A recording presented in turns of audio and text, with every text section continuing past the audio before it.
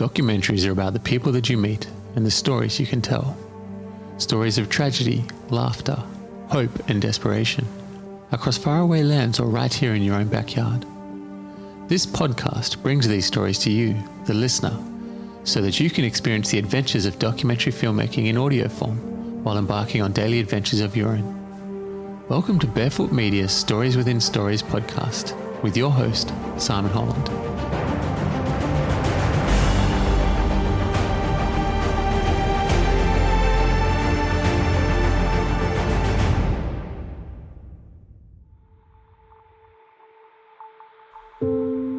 Iryna Yaminska is a documentary filmmaker that has travelled to Pakistan to self-produce a series on the unique culture.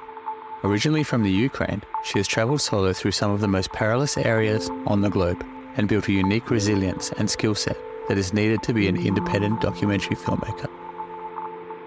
Welcome to the show. Hi, Simon. Now, would you be able to start just by explaining to the listeners your name and a little bit about what it is you do? My name is Iryna Yaminska, and I am a filmmaker based in Perth. Just came back from a 6 weeks trip of wild filmmaking in India and mainly Pakistan, covering their local culture. And what was it about Pakistan that drew your attention? Because it's filmmaking, that's not an easy thing to do. Pakistan is heaven if you want to look for stories, because in Pakistan you have access to so much. Not just surface level things like street food, for instance, but this country you can go to the border of Afghanistan and you can find transgender people, which are called hijras.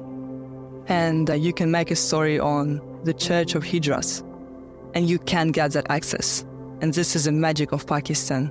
You've just posted your first ever longer form documentary on YouTube as of yesterday. How's that feel? It feels surreal and exciting, and it's a nerve-wracking experience as well, all in one. To think about it, what's the nerve-wracking part of that? When you publish something for the very first time, something that you've been working on for months and months, 10 months of pre-production, 6 weeks of production, and then 3 weeks of editing, and then all of a sudden this little 10-minute video for the first time. It's nerve-wracking to see the reactions of people, both positive and negative. So this is a subject that is very close to your heart, and it's actually part of a wider part of series, isn't it? So the documentary on culture in Pakistan is a project that consists of 9 episodes, and each episode has a different topic. We covered simple things like street food, which is actually not simple in Pakistan because food is a love language. It's a central part of their culture. To things like helping street kids who are 10 years old to make their dream come true in one of the cities close to the border with Afghanistan, to going all the way off the beaten track to the desert of Tal and capturing child marriage there. And why did you decide to do Pakistan? What was it about Pakistan that you've traveled a fair bit? What was it about Pakistan that sort of caught your attention? I have visited Pakistan last year, and as a documentary filmmaker, you always look for stories that are on the surface and beneath the surface. And you need a ground, a place that is just bustling with really interesting stories and that you can get access to. And Pakistan is an absolute fertile ground in that sense. Every day something is happening. You can walk outside of your house at 12:30 at night and you will see neighbors walking out, walking in, and things happening on the street. And you're like, wow, This place is just alive. And last year when I visited Pakistan, I went to this place called Liberty Market in Lahore. And together with one of my friends, we asked to take photos of strangers, like street photography of random people. And when I asked an old man to take his photo, and he gave me the most powerful, penetrating gaze. And he was so happy to do it, no hesitation at all. And at that moment, it just hit me. Oh my God, I have to come back and make a proper documentary project covering the real culture of Pakistan, which, by the way, gets very misrepresented in the media.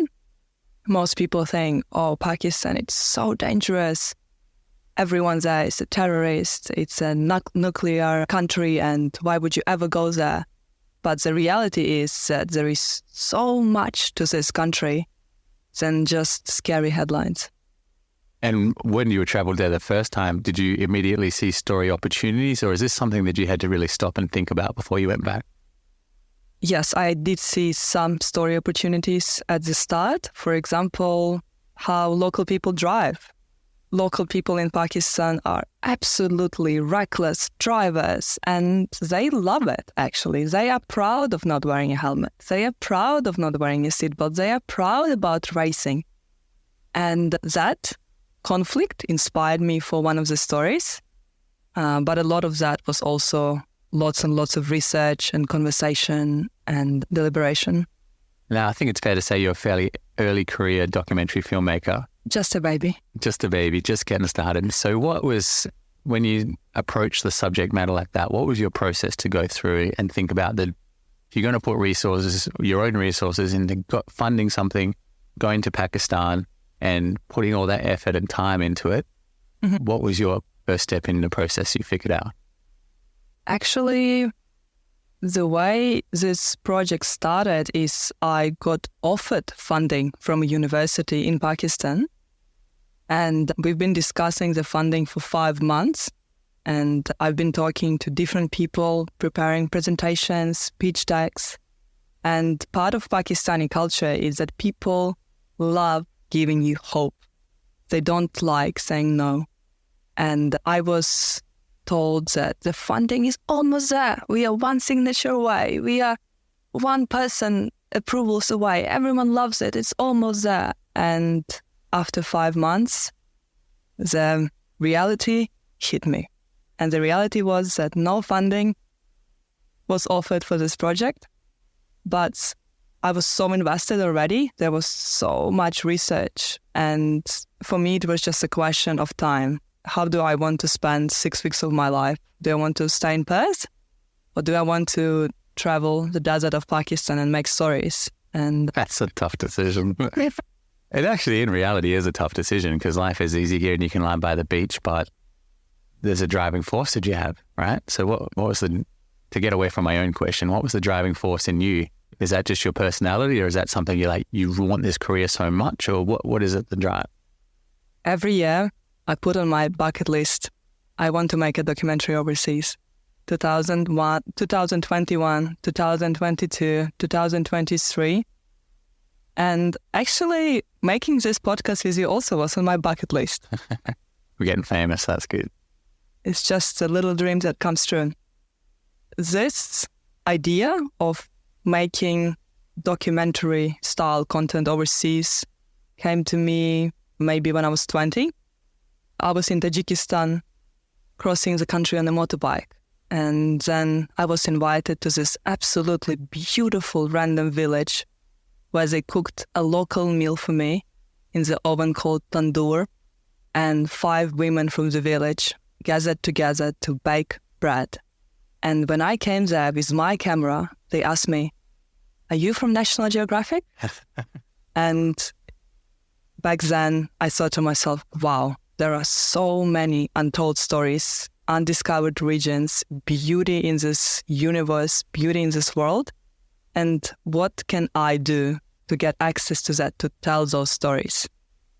Exactly. And what were you doing in Tajikistan to start? So travel is something that has inherently been in you? Travel is an addiction that I just couldn't get out of my body. Since the first trip, when I was 17, something happened. I think I contracted some travel virus, and it's been difficult to stop ever since. Yeah. And so documentary, isn't that just seem like the best vehicle? Because when you've got a camera and when you unselfishly want to tell somebody's story, they're usually so receptive to it because there's so many opportunities out there, people telling life, doing wonderful things, and they're the kind of stories. If you're a true documentary filmmaker, I think you want to share their stories because you want to add to the knowledge base of the world.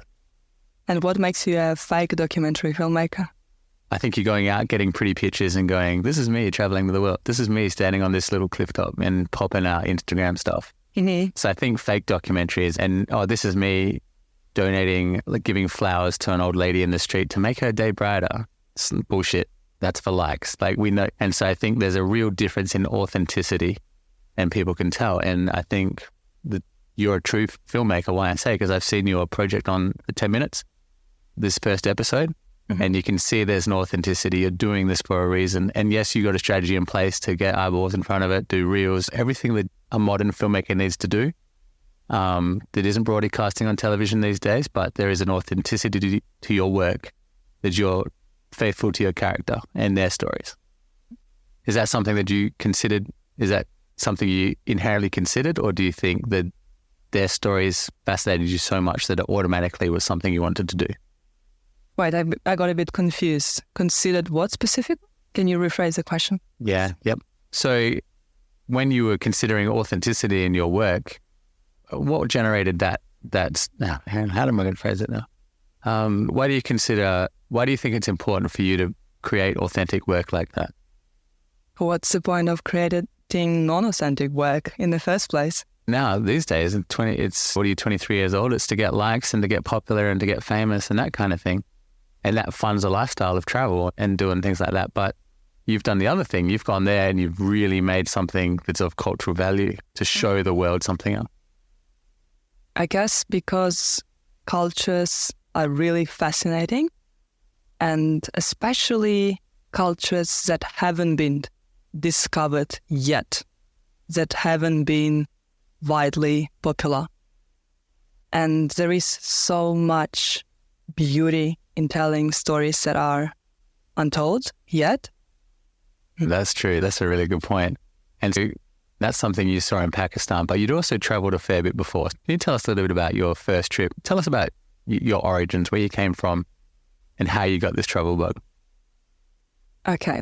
I was born in Ukraine in 1990, and my first solo trip was at the age of 17.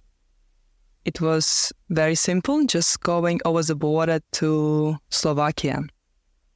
And that first time, you had to deal with everything yourself, with visas, with going overseas without parents, with going on your own money. But what it taught me, that first solo trip, is that traveling actually is not that hard at all. And you can learn so much about the world at any age, but especially as a young person.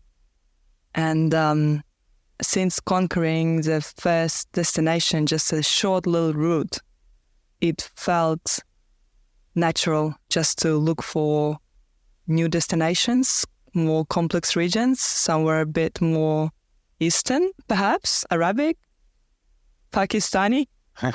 I come from a city in Western Ukraine called Lviv, and it's a city of history. It's more than 750 years old. We are famous for incredible coffee, art, and it's always raining. This place has a lot of art and spring to it, and I miss it sometimes. Yeah. Growing up in a culturally rich environment, this is something that you're already interested in. When you crossed the border and you started to travel and see how other cultures, when you went, wow, there's like a whole world full of these different experiences. I grew up in an area which is like Armadale of Perth. You have heaps of trees and really beautiful. No, it was more like a concrete jungle, more like a Soviet, work, depressive kind of area. And when I moved out of that house at the age of 17 to a beautiful, artistic, historical area full of UNESCO heritage, it taught me that, wow, there is so much beauty in living just in a nice place. And that taught me to appreciate things a little bit. Yeah. Because when you don't come from a place that's really nice, and then you live life where you have beautiful apartment,